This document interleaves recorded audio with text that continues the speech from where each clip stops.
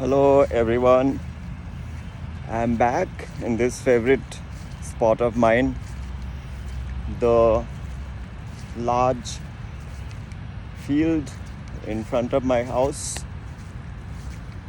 in Woodlands, which is such a beautiful spot to make such videos on Formula 44 Bhagavad Gita, the Song of God, Bhagavat Mahapuran, the greatest Vedic scripture. I have been away for some time.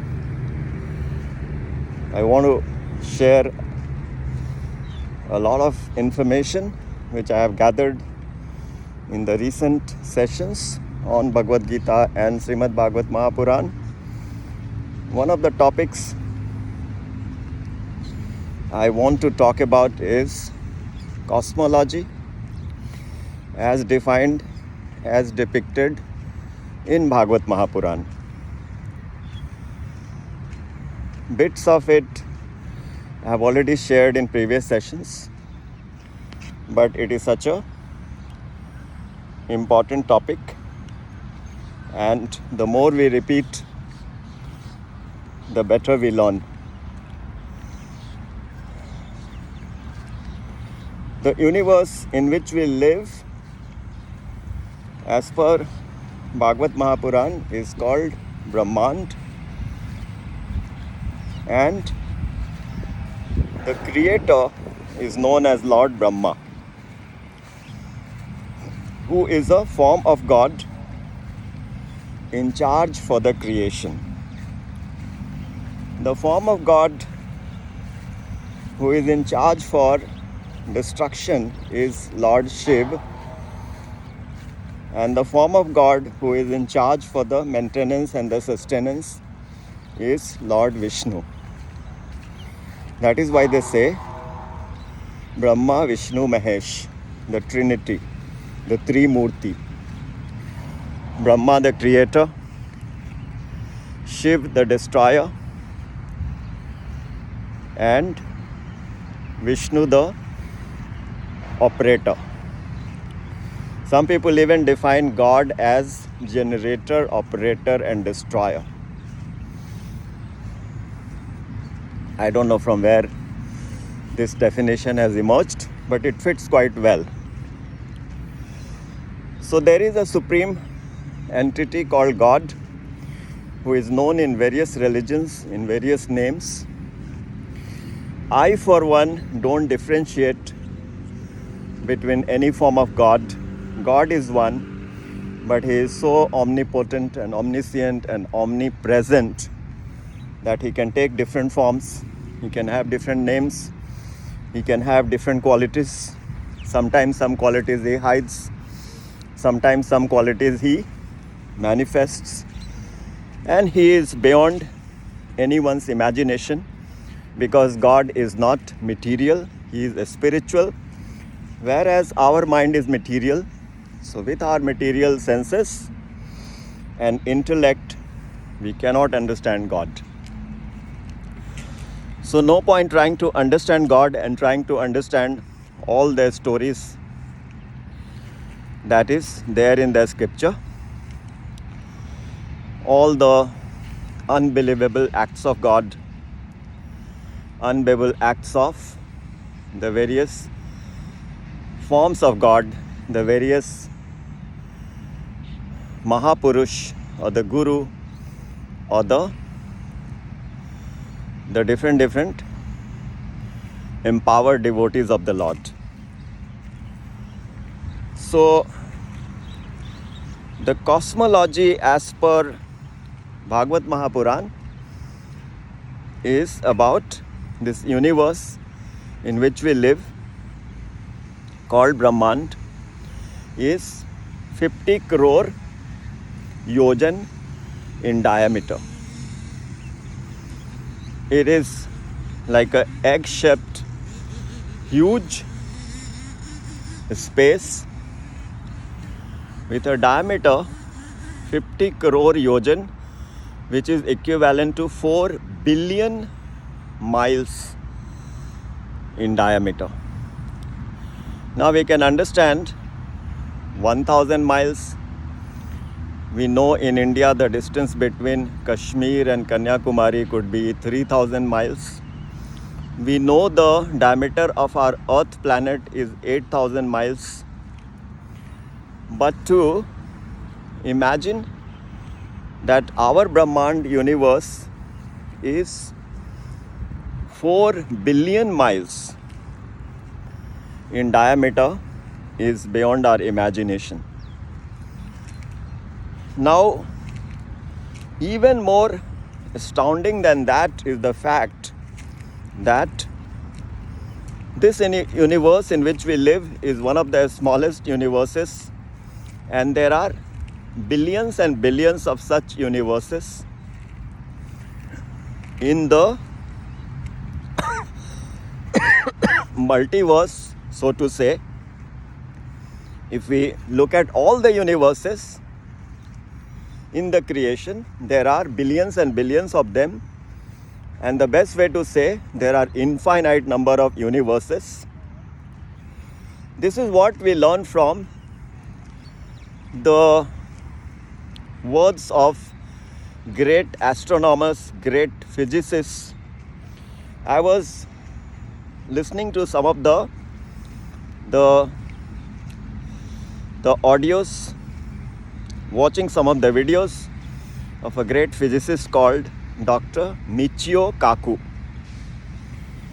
He talks about the Hubble telescope and the James Webb telescope, which is much larger than Hubble's telescope and is more recent. And they have discovered planets and objects in the multiverse which are billions of light years away. Now, 1 light year is the distance covered by the light in 1 year. And we all know that light travels at a speed of 186,000 miles per second. We can imagine how much distance the light will cover in 1 year. Now, so many billions of such light years is the extent of the universe, the multiverse, which these telescopes have discovered. If you go into the smaller size of the matter, that is equally fascinating. The science has kept changing. First they said atom is the smallest, then they said no, atom can be broken into neutron, proton, electrons. And then they said no, beyond the neutron, electron, protons, there are many other subatomic particles. Some of them are called positrons, bosons, etc.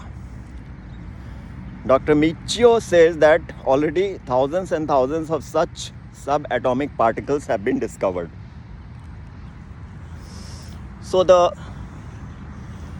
other side of the spectrum is equally fascinating. It keeps baffling us. The more you discover, the more it seems to deepen, and the same goes for the size on the upper side. That is also very much acknowledged by the scientists. But whatever the scientists are discovering are in the material realm. Many of us believe that material realm is not the only realm. There is the spiritual realm also. Otherwise, why shall we talk about the soul? Why shall we talk about God? They are not material, because the soul is conscious and the God is conscious. But the material is non-conscious. Material receives the consciousness after coming in contact with the conscious. Or so to say, material is energized by the consciousness. For example, our soul, which is ensconced in the ethereal heart of ours, is a part of the super consciousness, Paramatma, and that is why our body is energized because of the soul. If the soul goes out of the body drops dead. It remains just the matter, and the matter is unconscious or non-conscious. So if we have the faith that there is a spiritual realm and there is the material realm, which Bhagavad Gita, the song of God, clearly explains, Bhumirapo nalo vayu kham mano buddhi revacha ahankar ityam me vinna prakriti rashtadha apareyam itastwanyah prakriti viddhim me param jiva bhuta mahabaho yayedam dharyate jagad. Those series of shlokas very clearly describe so graphically about the material and the spiritual realms. So this is the background, and now let us hear from the 5th canto and the chapters. In the last few chapters of 5th canto, there is a topic called SHISHUMAR, which means an inverted dolphin. Now many of us would have seen the dolphin, especially in the river, in the ocean. Many of us would have seen the dolphin coming out of the water and then going back into the water. So when it goes back into the water, we can see the body inside the water and the tail on the top, outside the water. This dolphin is referred to in this chapter to describe the upper planets, the nakshatras, the rashis, the graha, the sun, the moon, and the earthly planet.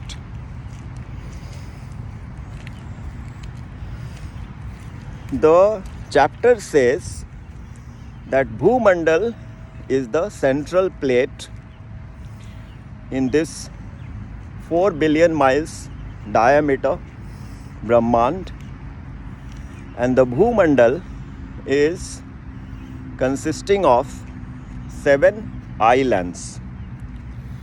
The innermost island is called Jambudvip. In Jambudvip, there are 9 tracts, and the tracts in which our Earth planet is situated is called Bharatvarsh. Bharatvarsh is not India, but a larger tract of which India, America, Europe, etc., the globe is a part of it. So we have this tiny little globe, which is our planet Earth in which we live. That is a small piece of object in Bharatvarsh, which is one of the 9 Varsh in Jambudvip. And we have also learnt that in the center of Jambudvip is Meru Parvat or Sumeru mountain. And around Jambudvip, if we go in the horizontal direction, we have Palakshadvip, we have Shalmali Dvip, Shaka Dvip, Kronch Dvip, we have Pushkar Dvip, etc., separated by the oceans of sugarcane juice, buttermilk, yogurt, wine, etc. Now, it is not easy to understand all these planetary systems, but how it describes the position of the sun and the moon is so fascinating. This Bhumandal, which we are talking about, the central plate, is stationary. Contrary to what we have learned from our textbooks, that the planet Earth is revolving around the sun. The planet Earth, which we call planet Earth and in which we live, from where I am preparing this video, is stationary. The entire Bhumandal is stationary. All the 9 Varsha within Jambudvip, all the other 6 Dvip islands are all stationary. And in the center of the Jambudvip, Sumeru mountain, which is 800,000 miles tall, is a beautiful golden color structure in which there are many residences. Now let us look at the position of the sun. So 800,000 miles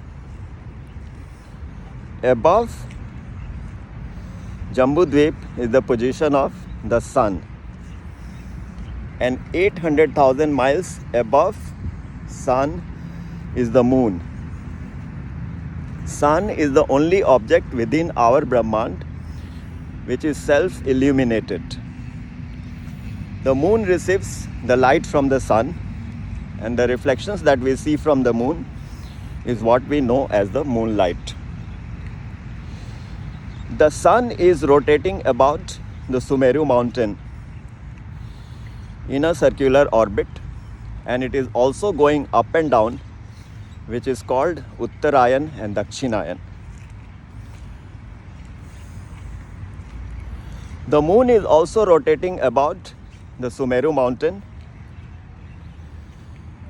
and below the sun there is this planet called Rahu, which is invisible. So there is Rahu and Ketu, then sun, then moon, and then the Graha, the planets, beginning with Venus, Mercury, first Mercury, then Venus, then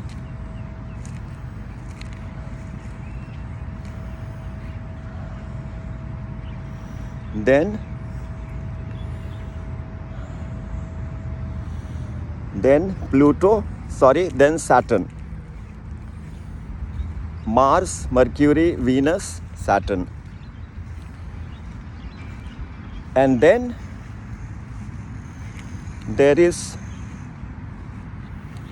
another rotating disc which is called Kal Chakra, and this Kal Chakra is the entity which decides the calendar. What is Kal Chakra, or the time wheel? Like Venus, Mercury, Mars, Saturn, Rahu, Ketu, and the sun and the moon, Kal Chakra is also rotating around the top of Sumeru mountain. Also we can say that all these objects are rotating about the polestar, because if we go vertically up from the Sumeru mountain, we reach the polestar or the Dhruv Tara or the North Star, which is fixed at its point, but it is rotating. Fixed in the sense it is not moving in an orbit, but in a position, in one position it is rotating. So we can say that this entire set of the planets and the nakshatras and the rashis, Kal Chakra, are like a chandelier which is rotating, hanging from the top. Once again, what is Kal Chakra? Beyond the sun and the moon, and below these planets called Venus, Mercury, Mars and Saturn, and Jupiter. Sorry, I forgot Jupiter. The Kal Chakra is a collection of 12 Rashis or 12 zodiac signs like Tula Rashi, Vrishchik Rashi, Meen Rashi, Kumbh Rashi, which are known as Scorpion, Scorpio, Sagittarius, Gemini, etc.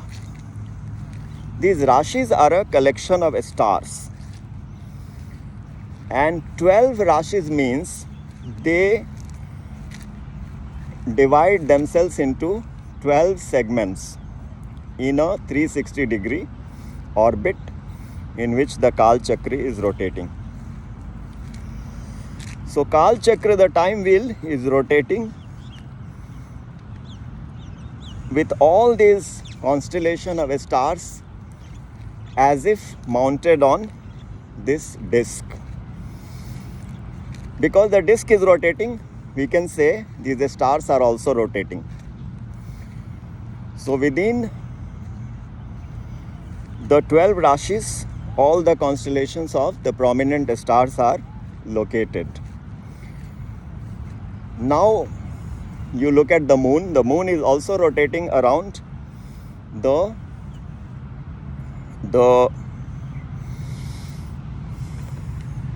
polestar or the top of the Mount Sumeru.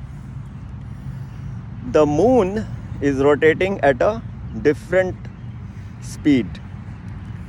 So let us imagine a situation in which there is a central point, and around that central point 3 boys are circling around in their respective orbits. And let us assume that they all start at the same point. But Kal Chakra is rotating at the faster speed. So the sun is moving at a little less speed. So there will be a lag. The Kal Chakra, the time wheel, will leave the sun behind. The moon is rotating at a very much higher speed, so it will cross the Kal Chakra and the sun much ahead. Now, what happens is,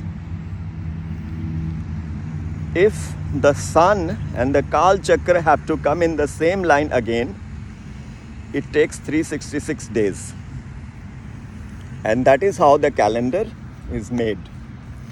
The calendar is broken up in 366 days, and those 366 days are divided in 12 Rashis, which are equivalent to the 30-degree segment in the nakshatra or the Rashis. The nakshatras are broken up in 28 segments, and within one Rashi we can say there is a group of stars like Abhijit Nakshatra, Swati Nakshatra, etc. So once again, nakshatras and Rashis, they are one and the same. Nakshatras are the subset of the Rashis. Rashis have a bigger collection of stars, and within one Rashi there could be 2 nakshatras or 2.5 nakshatras. If you Google and see the chart or the wheel, you will get the picture. And the sun is moving at a slower speed and the moon is rotating at a faster speed. And if you try to visualize, you will understand why there is a lag between the sun and the Kal Chakra, and that is why we add one day every 4 years, the leap year. Similarly, in the movement of the moon, the lag or the lead is much higher. That is why we add an extra month in every few years, and that is called Adhik Maas or Purushottam Maas. That is just to equate with the modern calendar. So very fascinating. The Bhumandal with the Dweep and the Varsh, Sumeru mountain, on top of that Rahu and Ketu, then the Sun, then the Moon, then Mercury, Venus, Mars, Jupiter, Saturn, and then I forgot to mention there is Saptarishi also, the 7 sages, and finally Dhruv, Tara, or the North Pole, or the North Star, or the Dhruv Tara, the pole star. The pole star, so the pole star becomes the fulcrum, and let's say we are located at the fulcrum, at the pole star, then all these objects that we talked about will appear like a moving chandelier. And below the moving chandelier, we will see the Bhumandal with the golden mountain, the Mount Sumeru and the Dvipa. And of course, below the Bhumandal, we have spoken about the subterranean regions, which are Atal, Vital, Sutal, Talatal, Patal, Mahatal, etc. Now what about above pole star? Above pole star, we have the other lokas. So far we talked about Dhruvalok, Dhruvalok and Swahalok or Swargalok, which are the 3 lokas sung in Gayatri Mantra Om Bhurbhuva Swaha. So Bhu, Swa and Bhur, they are the 3, and then Maharlok, Janalok, Tapalok and Brahmalok or Satyalok, they are the 4 lokas on the top. If you keep going upward, you reach so many millions of miles. Finally, beyond all this is a mountain called Lokalok Parvat. That's where the sun rays stop, and the sun rays cannot go beyond this Lokalok Parvat. So the Varsh beyond the Lokalok Parvat is called Alok Varsh. And beyond that are the layers of the 5 elements. First, earth, water, fire, air, space, and then mind, intellect and ahankar. This is called the Mahatattva. That is where the material universe, the boundary, stops. The dolphin which I talked about is the shape that one will see if we look at the universe from the pole star. So the Saptarishi and the Jupiter, Venus, Saturn, Mercury, Mars, the Sun, Moon, Rahu, Ketu, Nakshatras, Rashis will appear in this shape of inverted dolphin, below which the stationary earth. So the yogis who believe in the supreme entity, the God, they meditate on this form of the universe to glorify the Lord. That is the little story about this fascinating entity called SHISHUMAR, the inverted dolphin, as described in Bhagavat Mahapuran in the 5th canto. See you all in the next video to talk more about the cosmology, the harmony between the material science and the spiritual realm. Take care and see you soon.